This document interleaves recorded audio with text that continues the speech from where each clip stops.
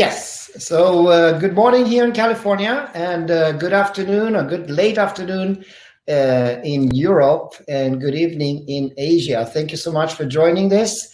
I am very happy today. I have a prominent guest. His name is Erik Kapfer. Erik is right now in Slovenia. Erik is the strategist at an organization called Pattern City, and he will tell us more about this.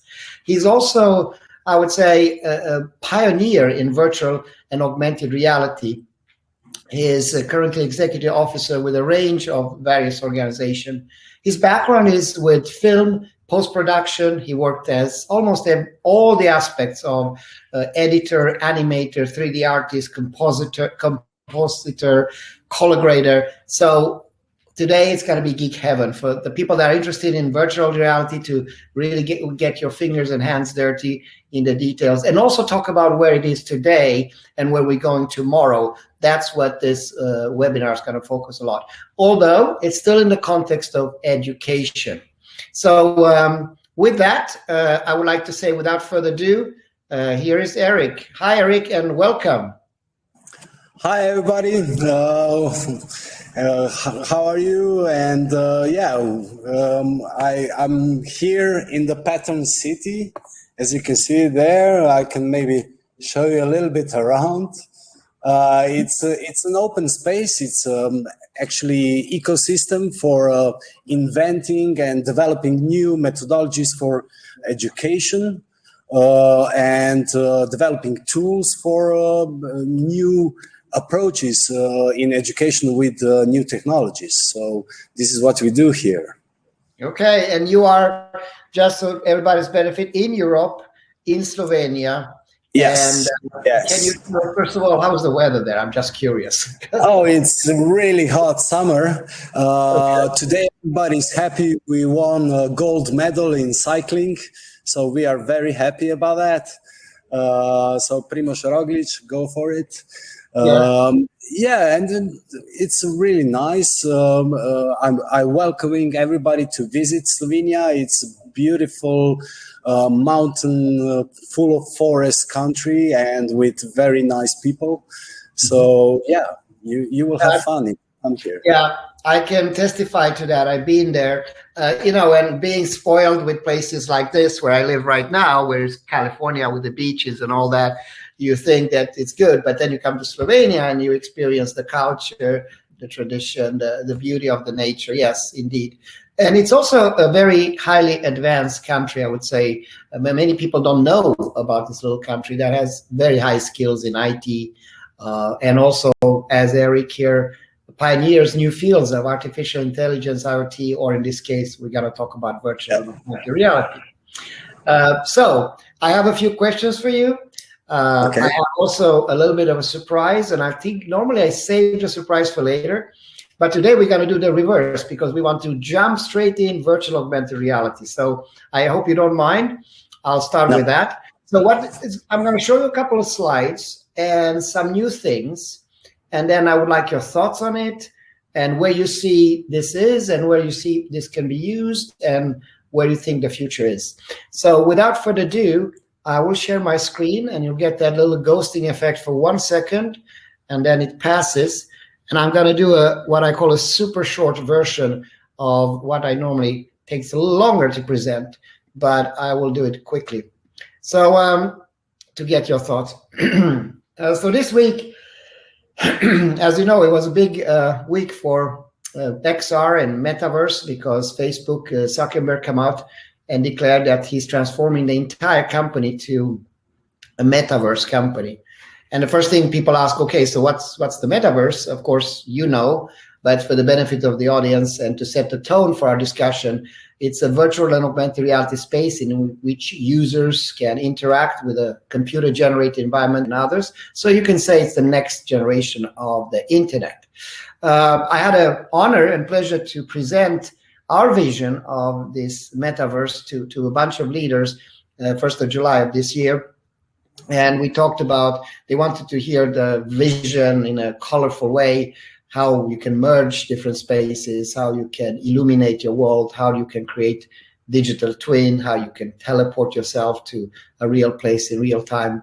how schools may be looking in the near future in terms of mixing physical and virtual, how our city life will be transformed, and citizens and workers. But then, of course, I wanted to land it, and I wanted to land it in something that Erik is very familiar with. We're working together, not all as partners, but also now engaging in numerous EU projects for what's possible today, and especially what's possible today in learning, training, and performing. So in that context, Erik, is you familiar with the EON XR, which is our flagship program that allows you to import data, bring it to life, and of course, publish it to almost anything. So not going to talk about that today. What perhaps is not so familiar for a lot of audience is the fact that this type of applications are not only used in education, but also knowledge transfer for a range of other topics, such as everything ranging from aircrafts. We just got our third order with the US Air Force, and we see big usage there. Energy in California due to global warming, we have power failure, and because of heat waves that we experience. Developing world is working with things like manufacturing with tools, and many labs and pharmaceutical are engaging us now for safety proximity warning for potential leaks that can be prevented, right? So so this is obviously many other things like manufacturing.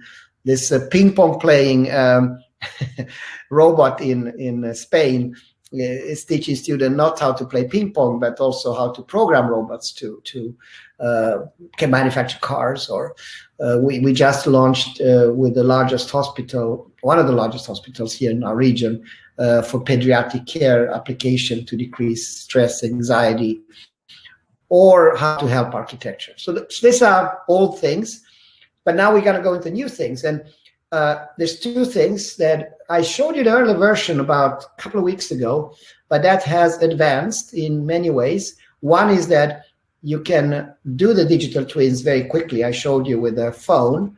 And once you do the digital twins, you match them in the physical environment. And once you do that, you can do a number of things, like, for example, proximity sensing. And that proximity sensor enables you, even if you have it in your pocket, to know, oops, that pipe is hot. The other things we are working a lot with is artificial intelligence, and how to combine artificial intelligence and XR for the ability to inject knowledge. That's an important thing that we're doing. And of course, you can use this for many things, almost anything you can think about, from energy to information technology to transportation, manufacturing, social science. So a lot of things that you and we hope to engage now in autumn as we work together.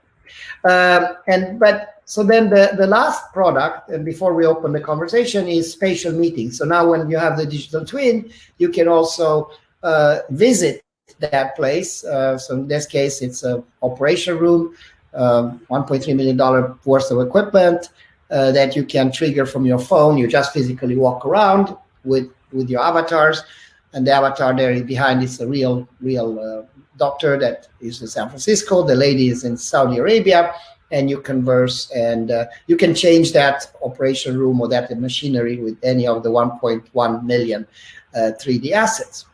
But of course, you can extend that from a room to a whole factory.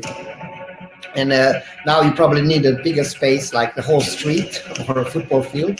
And you walk around, in this case with your phone. If you have a headset, you can use that. And you can train for things like scenario, what happens if there's a fire in section C15 in a practical way. Now, both cases here that are computer generated. How about if you want to scan a whole area? Like I know there were some old locations that you mentioned where mosaic pieces, I think you mentioned that, where there's historical cultural heritage, which you have plenty of in Slovenia. In this case, we don't have as much, but we do have a dwelling from 500 years ago or so from Indians, and this is scanned, and you can visit that. Or you can, we took one from Catalonia, which is a scan there. You can also visit and walk around. Okay, so that's Spatial Meetings. when I was in Korea, they took me to a restaurant, and after it was traditional old-fashioned restaurant, you know, with a traditional cooking like they done for hundreds of years. And afterwards, I couldn't resist. I took a digital copy of the street outside, so you can see the flowers, you can see the. And now using Spatial Meetings, I can teleport my friends from Sweden, so they visited that while I'm still here outside in California, but we are in Gangnam, in that place. So if you think that's crazy, let me show you real crazy. This is when you combine also time dilation, so you go back in time. So in this case, I am in my living room. You can see here the chairs, everything. And then I click on a button, and suddenly I am in Sevilla, 1921. So it's converting. Anyway, so that to do that, we need avatars. So there's two types of avatars. You have the generic avatars, and for them you can, when you upload it on the phone, you can select walking, pointing, turning, gender. So when you walk, the avatar walks. When you turn with the phone, the avatar turns. When you point on your phone, then the avatar points. But obviously, you also want to have a customized avatar. So there's numbers technology we're integrating now, one of those, to actually have avatars that are personalized. So you can see the shelf behind me. That's where this lady, she's a real lady that you can record. And of course, for student engagement, this is great because you can do, you know, you can do whatever you want, and you can get students to do it. But my idea is also to use it for serious things. So serious things is, for example, a nurse is recorded how to give CPR. So that was sorry for my long monologue, but I gave you a little bit to set the tone for the audience. And then the last thing I want to say is that I'm actually traveling this week to Latin America. We are launching our Knowledge Metaverse program, which I hope you will be active part of. And the idea with this is to build the Knowledge Metaverse. And we are going to Brazil, to Jamaica, to Bahamas, to Ecuador. I started in Ecuador, actually. And the idea is to democratize this. And the infrastructure that we're going to use is Amazon Web Service, the world's largest cloud infrastructure. We're going to use the Eon platform infrastructure that now supports 5.3 billion devices. So anyone in Brazil or even in the Amazons has a mobile device, and that can work. That's the beauty with, by the way, what I showed you. Everything was done. You can use as low as mobile, and anyone can do that without being knowledgeable in virtual reality. So a person that has no programming knowledge can do it. So that's what we hope to achieve. And of course, we still have access to the high-end stuff like Facebook, blah, blah, blah. Now, the other thing is the creation. How do you create? XR gives you the no-code creation tool. Merge XR gives you the digital twin creation, so you can create your scan in seconds. I always like to show this example, which I find fascinating. So here's my mobile device, and then you'll see in the next minute, okay, that I can actually scan that environment. So here it is. So as we create the scan, I click on scan. There you go. 1, 2, 3, 4, 5 seconds. There's my 3D model.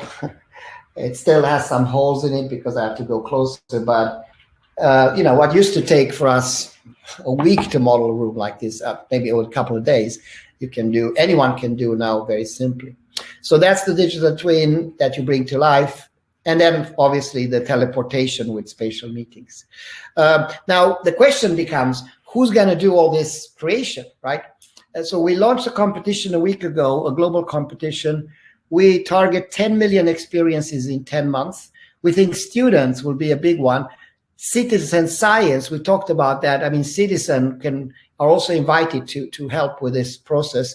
But we think that schools and students will be the major, probably 95. Of course, faculty members, workers, companies will also be invited.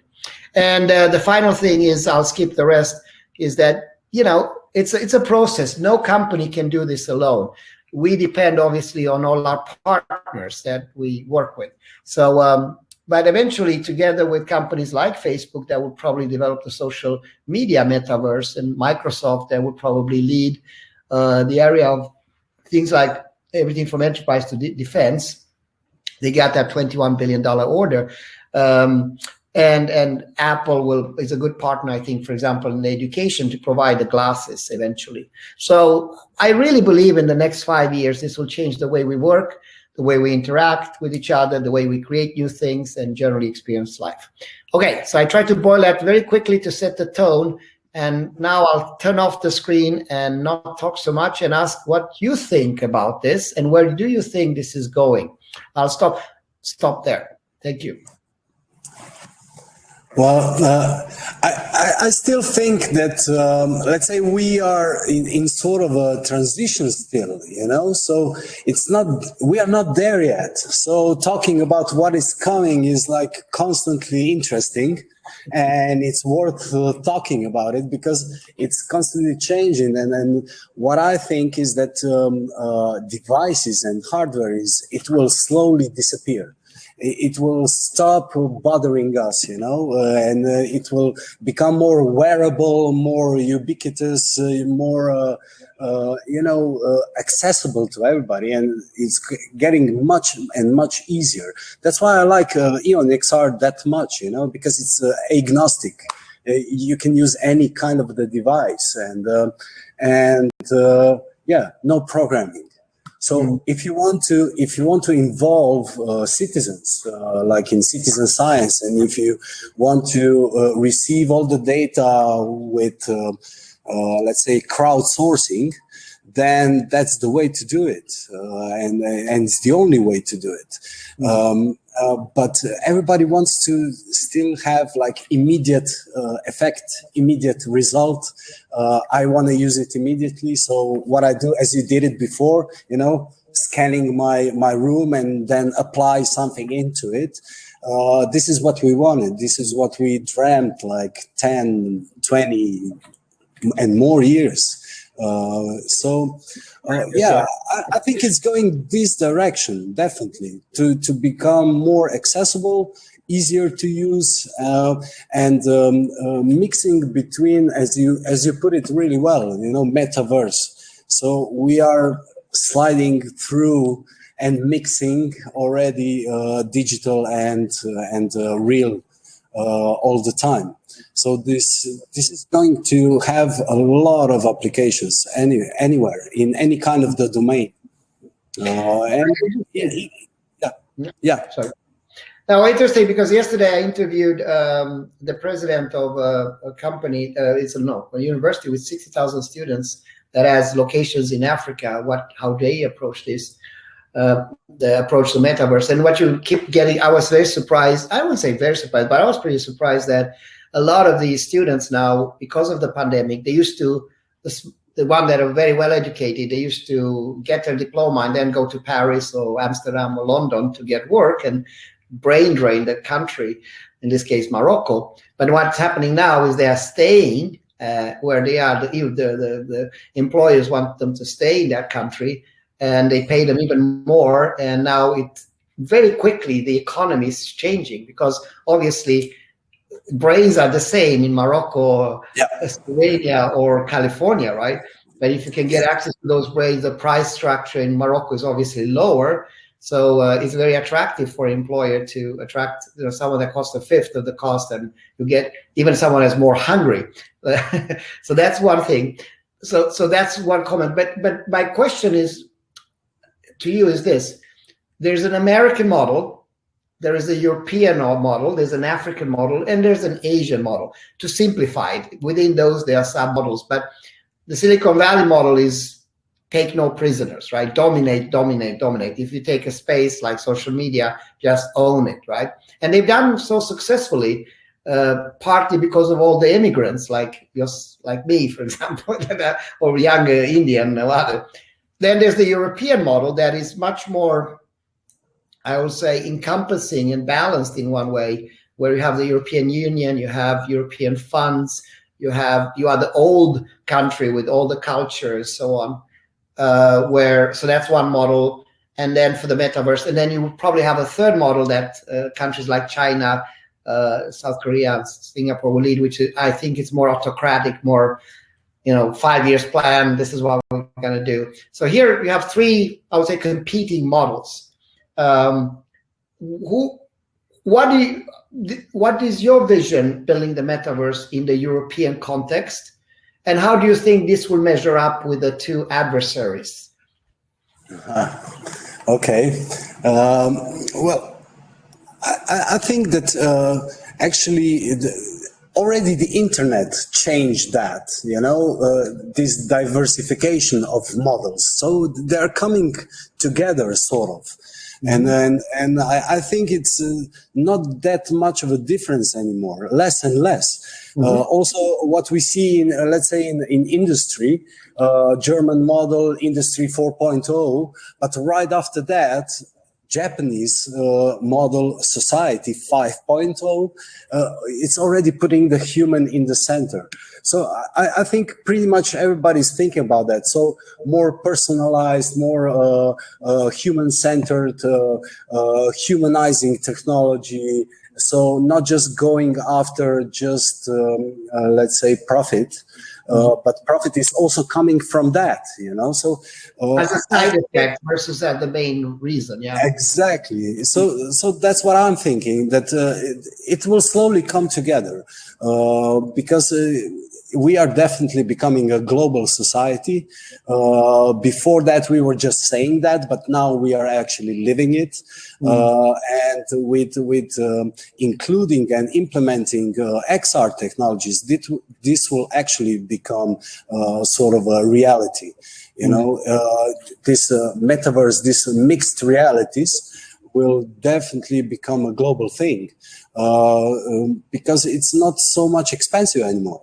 And you don't have to have a lot of knowledge to use it. You don't have to have a lot of knowledge and experience to create in it, to create applications of it. So that's why I think that this difference will slowly disintegrate. That's my opinion. You're right. And would you agree that the pandemic has become a little bit like pouring gasoline on a fire? I mean, this process was happening already, but suddenly overnight we were forced to go to Zoom, to teleport ourselves, even if today is a very primitive way versus what's coming, but to work globally. And the companies realized that having workers in the office 8 hours a day in a box doesn't necessarily produce the best productivity, which then immediately, if you think about it for a couple of minutes, you realize that that's, accelerating the metaverse, right? In one way, because you realize that it's more efficient to work as a community. And so do you sense that in your part of the world? Yeah, definitely. I mean, we saw a really huge advancement in education. I mean, we were talking about informatization and digitizing education already for 10, 15 years, but nothing happened actually. But in past year, it just went like light speed, which is also difficult for all the people involved in it, all the stakeholders involved in it. But I think sometimes you need this push just to start and to see that it's actually not that cold water that you jumped in, so it becomes more comfortable after a while. So yeah, we saw a huge improvement in education, and also companies started to think about digital transformation. Before that was just a buzzword, and now we are actually doing it. So luckily Slovenia is one of those countries that wants to let's say improve and develop and be one of the top in the IT and the modern world. But at the same time, we are second most green country in the world. So we are thinking a lot about how to make everything, all of this development, all of this progress more sustainable. Mm-hmm. So not to destroy everything. So improve what we have and have it here still for generations coming. So yeah, EU is actually having a really good strategy, in my opinion. So progress and development should be sustainable and green, digital, and circular. Mm-hmm. So these three, let's say, columns should be like a foundation of the progress. You know, when I was asking about the models and which one would you think would be more successful, as a European, I'm still a Swedish citizen and spending most of my life still in Europe, but living more than 23 years now in the US, I can look at it from both angles. I can look at this as an American and I can look at this as a European. And I think where Europe has a big advantage, especially in the near future, beyond those three things that you mentioned, is also, and again, this has been accelerated by the pandemic, because the pandemic make a reflect on purpose, right? Now suddenly you are at home a lot with your family, yeah, and you're not traveling 1 hour or 40 minutes, or some people here in California have 2 hours commute. And you get a different perspective of life and you realize what's important, right? And this chasing your tail just for money or just to have a job, just to buy more stuff is probably not so. I mean, America is still predominantly, I would say, we are still much more capitalistic and much more profit hungry, much more focused versus European. I would say, generally speaking, it's always dangerous to do those comparisons.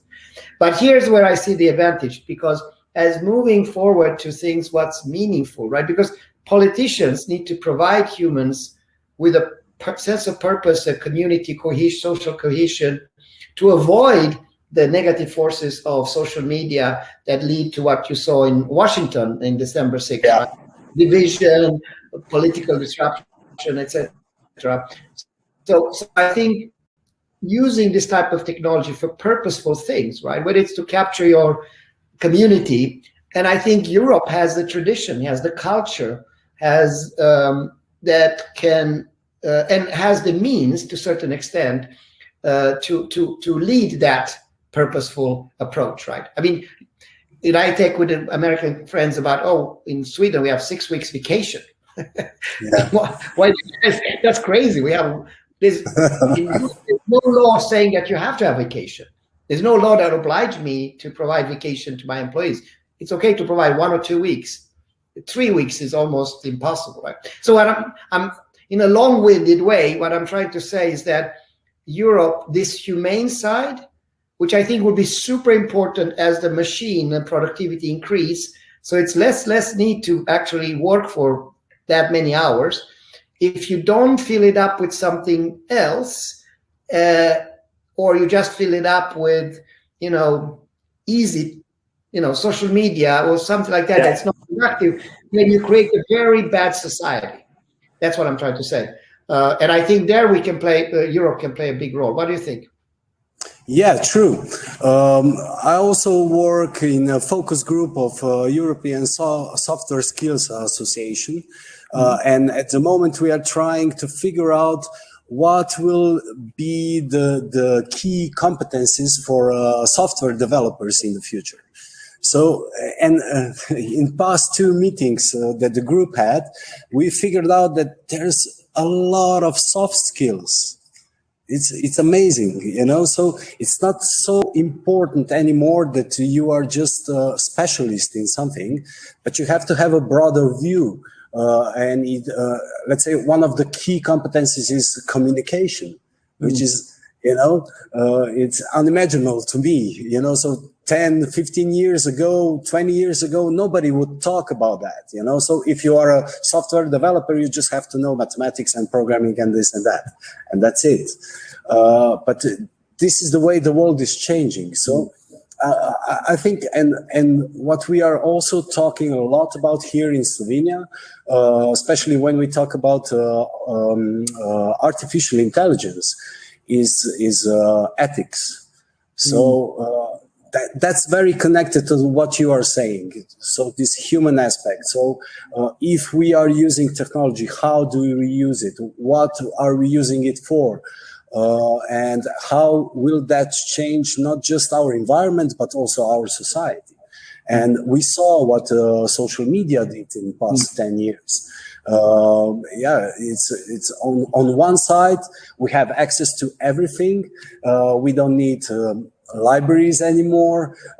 We have access to any kind of information instantly. But on the other hand, do we know, do we have, let's say, this skill and competency of critical thinking? You know, are we putting enough focus into that? So do we know how to filter all this information? I mean, 30 years ago, there was no information and it was exclusive to academics. And now there's too much information. And everybody has access to it, but not a lot of people know how to use it and know how to filter it. So this is something that we will have to, look into the future. Now, perhaps that's a big role, in my opinion, what education should have. What is the role of professors? Not to lecture necessarily. I mean, that's no, but to mentor you, to navigate life, to make decisions, to solve problems that you encounter, and because yes, there's a lot of information, but there's a lot of misinformation also, and in this society it's very difficult. And this kind of discloses my age, because when I grew up, there was BBC, there was CNN was a real news channel. Today it's talking head entertainment, has nothing to do with news, at least not in America. Maybe in Europe you better. I mean, I don't think they ever talk about news. They pick up subjects that are just to inflate political views. So I think that's kind of the backside. So I like your idea about having some type of compass that is provided to you to train students and young kids to navigate this information swamp, or infinite, in a good way. And then the question is, what can AR do, XR do in this context, in your opinion, as a part of this? Well, AR is definitely the biggest thing in this domain of technology, because it's merging both realities. So we are already able to take all the information from the internet, from all the databases anywhere, and we can put it instantly into real life objects, into real life situations. I mean, if you look into, let's say, self-driving cars, I mean, of course, we still don't see what they are doing, but in the near future, you will be driving and you will see everything that's happening. And that's already a really good application. But on the other side, let's say if you take people with dementia, so they can walk around and they can still remember, they can see where they are, how they go home, and so on. But AR is because we don't want to lose connection to the real world. That's why I think AR is way much bigger than VR. VR is completely simulated reality, which is very good for simulating actually something that doesn't exist, or replicating something that you want to either pilot, or want to be really quick in development, or want to imagine something that doesn't exist. I mean, that's also really big for movies and stuff. But AR, especially in training people, training workforce, it's a huge success. You can multiply, learning curve. It can be so steep and fast. It's amazing, So with just a couple of simple informations, and people can already follow in really way much faster. No, it's true, and I know you agree that, you know, if you look at the near future, I'm talking 36 months, you'll see a blending of AR and VR, because if you have glasses, I can just turn the opacity to 2%, and then I highlight and only AR objects come up, and then I turn it the other way around and I'm totally immersed, but it's the same device. It's just a matter. And as the metaverse is built, you'll blend between being totally immersed in an artificial environment to be totally in the environment with some addition and in between. So this will be a continuum, a grayscale versus black and white. So that's one. The other thing, I 100% agree with you. Artificial intelligence is perhaps the biggest thing we have. That's the biggest change for us. The problem is, how do you manifest it? And I think AR, artificial augmented reality, is the bridge between our brains at the moment and artificial intelligence. And the benefits, I like your example of dementia, because, you know, the system, that your AI will know who you are, where you are, what are your, you know, what are your specialties, what are you good at, what are you not so good at, what are deficiencies, and then construct an assistance. You remember my proximity warning there? That is customized to your own needs, right? And it's going to be a very interesting world, because I don't think we will ever be disconnected, because the advantage of being connected. So today we're enslaved in these frames, right? Which is everybody staring at this little frame. That is a very unnatural thing. But when you have it natural, I perceive, I hope. Okay, so here's my hope about the future, and I want your thoughts. You remember the old movie Avatar, right? Yeah. So in Avatar, you know, everything was organic. There was no machines, and there was. So the way I look at this is that as the future progresses, and Bezos has his way of putting all the dirty production in the sky. By the way, I really like what he said. He said three things in 3 sentences. I think he changed the direction of humanity for generations to come. He said, our Earth is too precious, so it's stupid to produce dirty thing here and pollute it. The moon has all the water, metals, and everything we need, and has a low gravitation hole, so it's cost a 30th, I think, to ship things from there to build this space versus taking them through. And the third one is, I cannot do this alone. I'm dedicating my life to this, although I'm a trillionaire, right? 57 years old, but this needs thousands of companies and millions of people, right? So the third one just generated job opportunities. So if you wonder what the heck we should do with our future generation, to conquer universes, it's enough. We need probably 1 million times more people than we have today. Anyway, going back to my point, is like with these guys like Bezos or others that are going that endeavor, we'll probably have a much more environmental friendly world. And the machines that used to be bulky refrigerators are shrinking to the cloud with glasses that are, you know, hopefully disposal and may organically eventually you put them in your compost, right?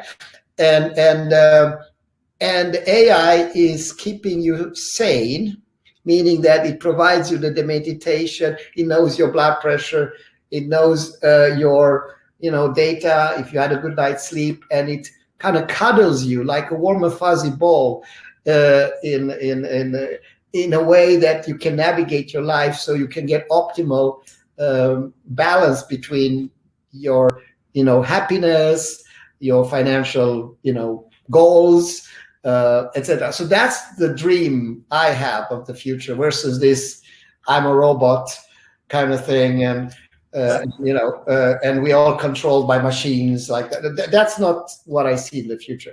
So I'm keen to hear. Sorry, I'm talking a lot, but I'm keen to hear your thoughts here.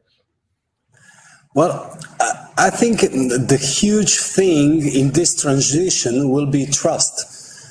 Because if we are putting AI as our personal assistant or an agent, or somebody that actually has not control, but introspect into ourselves, I think trust will be the biggest thing.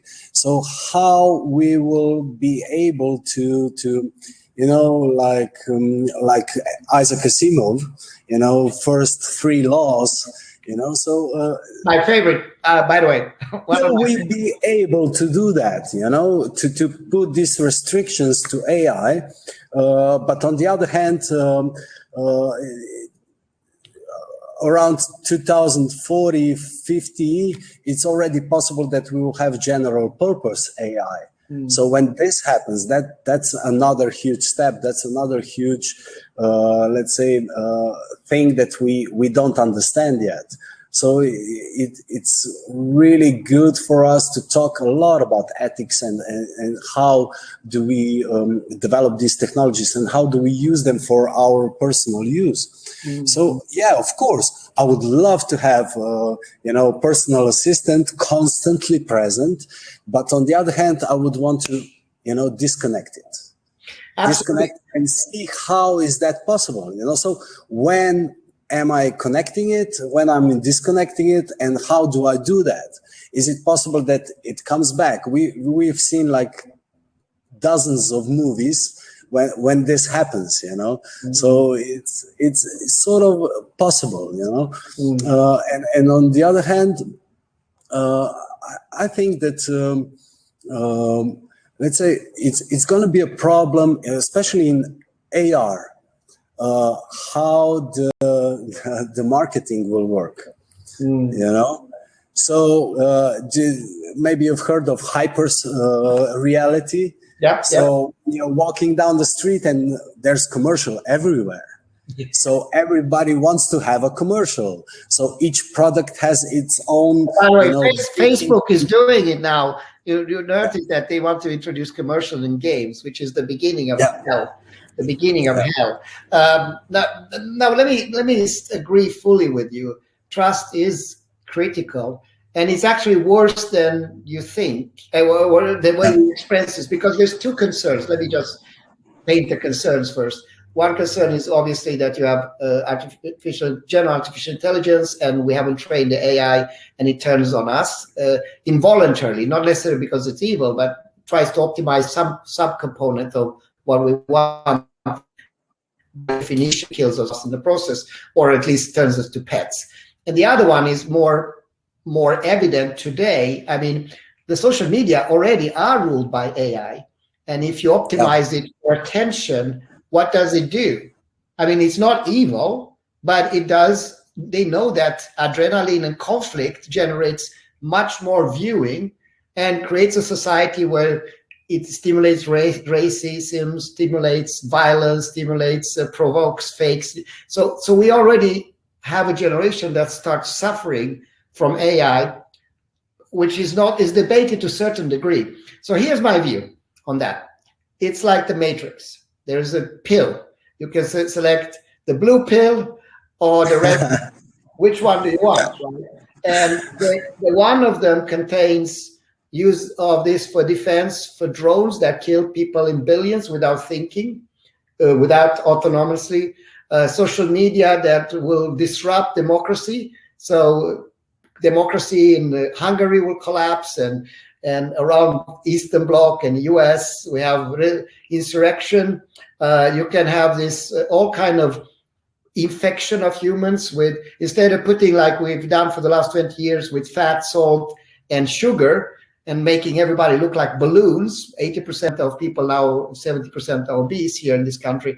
But we do the same with your brain now. We infect it with garbage that basically is moving from porn to, I mean, really bad things that are not constructive and makes you feel like shit after you've been through your day. So that's the negative. And that's going to happen, right? But we need to give a counterweight.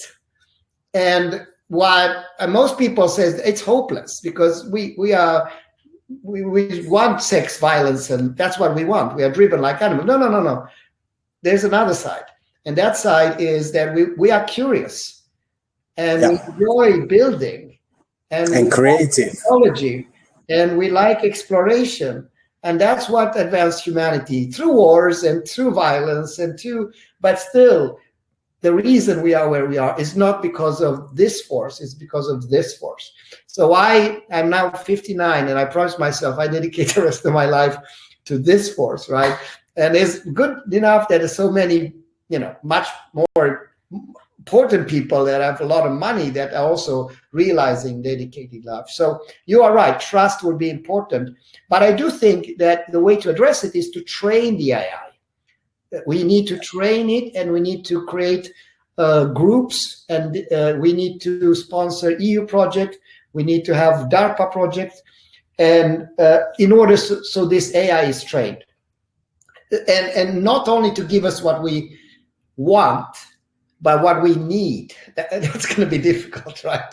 Yeah, definitely, especially because it's the way AI works is actually, it's unpredictable in a way, even though if we want to, it's very narrow at the moment, but the results, we don't know about them. That's why we use it. It's way much faster than us.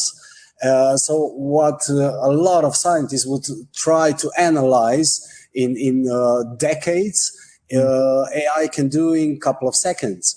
But the point is that we can't show the path to AI. We can maybe that's why I'm talking about ethics, because ethics could be a constant restriction to AI, So this sort of a filter, I think it's more important, because we won't be able to predict what AI could do, so we will put this into program, in the program, so it won't do it.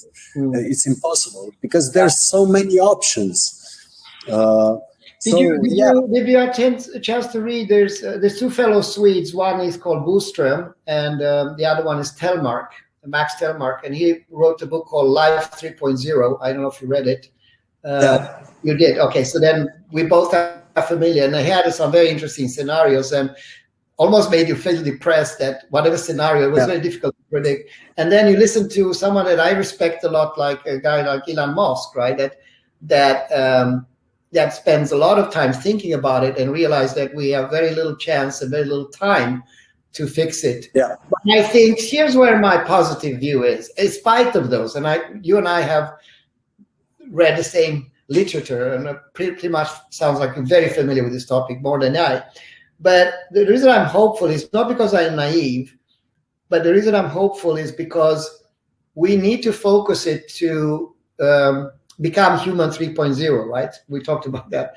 To use this in order to stand on the shoulder of giants and integrate with it. If you can't beat it, join it. So that I think the salvation of humanity is not to restrict it only. And of course, you need the ethical, you need the rules, you need to make sure that it understands what we need versus what we want. But the way is for us to integrate ourselves with it, because that's what we've done constantly. Whether we use a hammer, or we use a computer, we integrate ourselves with the technology. And it doesn't have to be as intrusive as, digging a hole in your skull as Neuralink. But I think the first step is augmented reality. I mean, what you're doing is you're basically injecting things in your eye, right? Then you become, I would think this, Erik, if we have this meeting 2031, you and I, and we ask each other to disconnect and live one day disconnected, our productivity will go like that. But happiness up. I think also that we will be afraid, a little bit frustrated, and feel unsafe, right? It's like driving without the safety belt. That feeling that if you do that today, you feel a little bit uncomfortable because there's no safety net. I think that's going to be psychotic almost. So people will, if you are 1 week without it, they can't take it really. Now, is that good or bad? I think it's inevitable. It's just but if we actually know about that's possible, that it will happen, then we can start thinking about how to either raise our kids, educate in the way that we don't become so dependable on it. So, okay, you tell your kids, don't watch TV that much. Don't go on the internet for 7, 8, 10 hours, without thinking about the world outside. So I think this healthy, let's say, mergent of those two worlds, that's really important. That's why I think AR is really good, because it will still keep us connected to the outside world, to the real world. But on the other hand, it's addiction. Mm. We are already addicted to media, to social media, to technologies, and so on. But we still have possibility to go completely unsafe into the nature, and we have that here in Slovenia a lot, and we do that as well. So I think we have to keep that's our safety net. Not to have a safety net, controlled by technology. Should be a safety net from our Mother Earth, to keep your life sacred still. So I asked one, and I totally agree. And I asked one of the presidents of a big university, how is it 2031 in the classroom? And she has, I think, 16 universities in West Indies, on all the islands, Bahamas, and all these places. And she said, "Oh, I'll be at the beach in a swimsuit." So she's the vice provost, right? And we start with yoga and listening to the waves. And then we will never move from the beach. That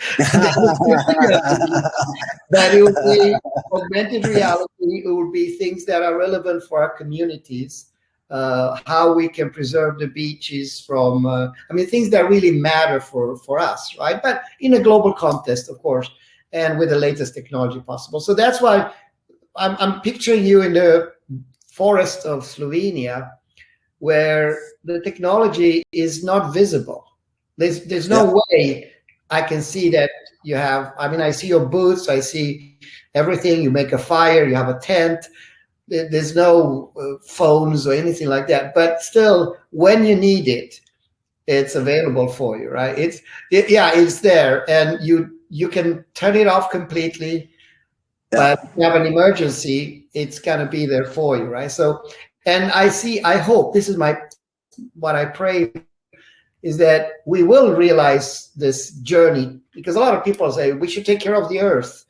Why should we go to space? We have enough problem here. Let's fix this before we start to ruin the rest. But that's not how progress works. It's the other way around, right? It's inevitable. If you stop, it's like America saying we're going to stop having immigrants, right? It's not going to work, right? No. This society, we are built for expansion, for discovery, and I think by doing that and preserving this precious earth, the nature, the social fabric, the morals, and using the technology for that, that's what I hope. That's because the alternative is horrible, right? Yeah, true. It's not good. I definitely will join you in that kind of a future.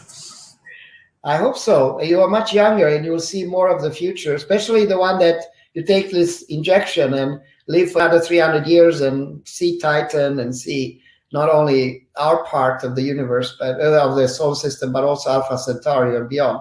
I hope that's happening.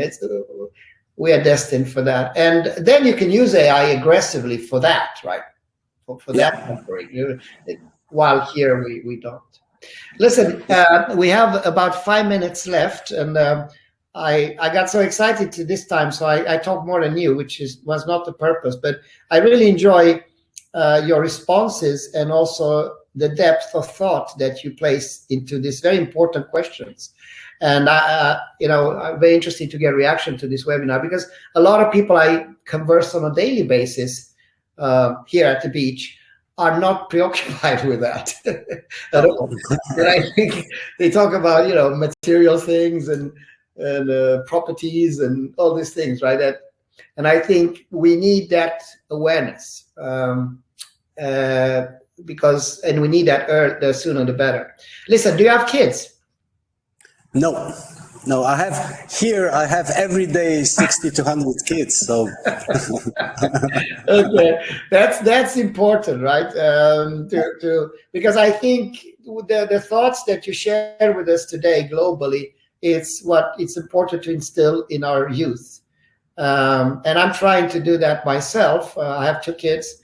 One is in Montana, and his dream of the future is nature, and he likes hunting, and Montana is, I wouldn't compare with Slovenia, but it's a pretty wild place, right? Yeah. And the other one is working for Oracle. He doesn't want to work for me, but he's also very much interested in this more humane side, right? So we have to work with them. That's our duty for the remaining 7,000 days or 10,000 days, at least from my side, that I'm on this earth. And I'll try to do my best. And I want also to work with you now that in autumn, together with our other colleagues in Europe on these projects, European projects. I think culture heritage is something that's extremely important, one area. And Europe is a leader there. I would say it's in that area.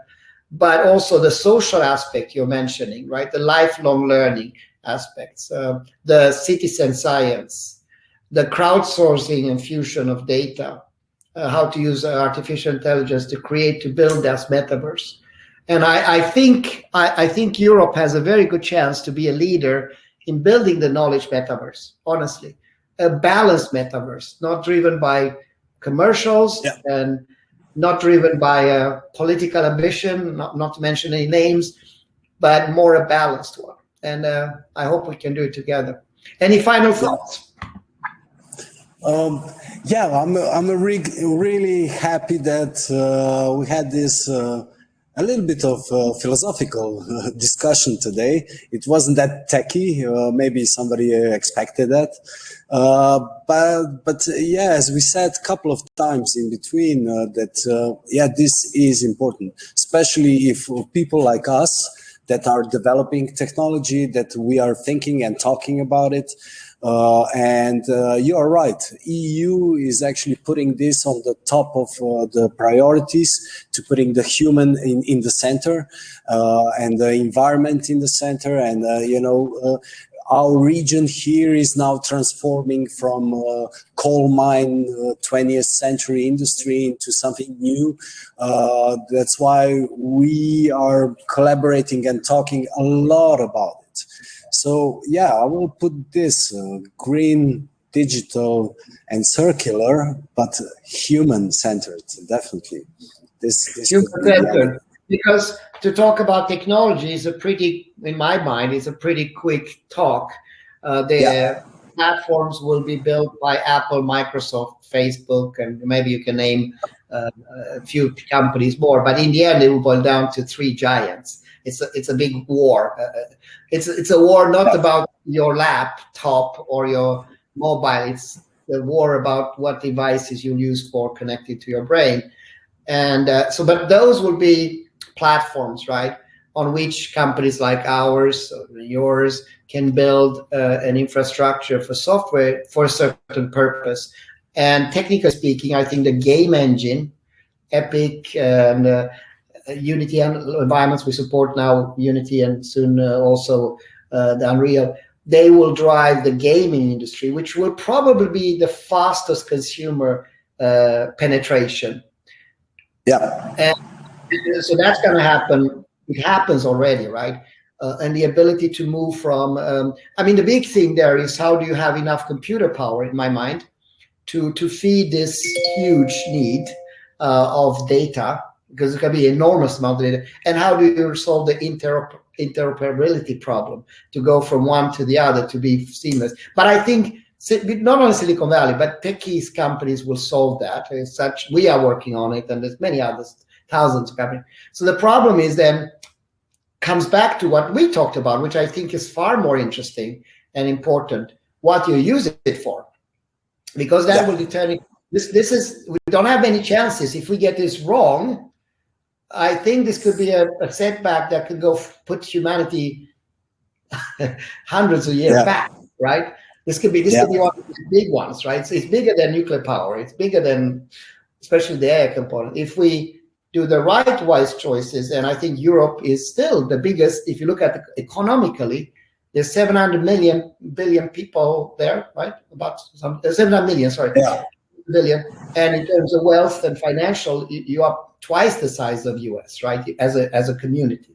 So it has a big potential to influence. And that's what I hope. With that, let's continue the dialogue. I'll invite you again, and the next time I'll talk less, I promise. No, it was very well. No, you took me by surprise because you picked some of my favorite topics like AI and you talked about Asimov and the powers. So anyway, look forward. Also, by the way, I'm coming to Europe in September, and I'm gonna visit UK. We open a big center there in East London, and I'm gonna visit Romania. And I think when I'm there, definitely I'll come to Slovenia with Anna so we can continue the dialogue. Thank you so much. You're very welcome. Thank you so much. All Goodbye. Goodbye. All the best.